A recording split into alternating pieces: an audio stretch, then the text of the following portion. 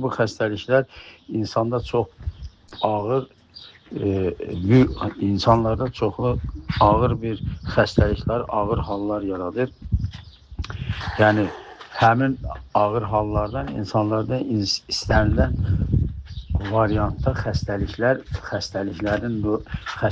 inkişaf edə bilər və insanlar həyatlarını itirmək dərəcəsinə qədər zədələnə bilərlər. Ona görə də əslində ağcaqanadlarla mübarizə çox güclü və kütləvi şəkildə aparılmalıdır. Bu da ayrı-ayrı yenə insanlar yox onu.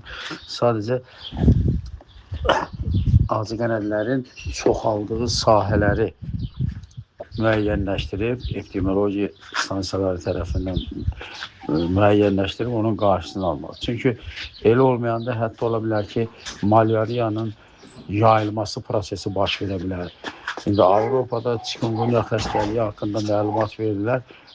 Çox böyük ehtimalla həmin proses elə bizdə də var. Çünki çoxdandır ki, o istiqamətdə müəyyən bəlkə də işlər aparılmır. Ona görə də həmişə əgər ağcaqanad varsa, deməli o istiqamətdə iş aparılmır da.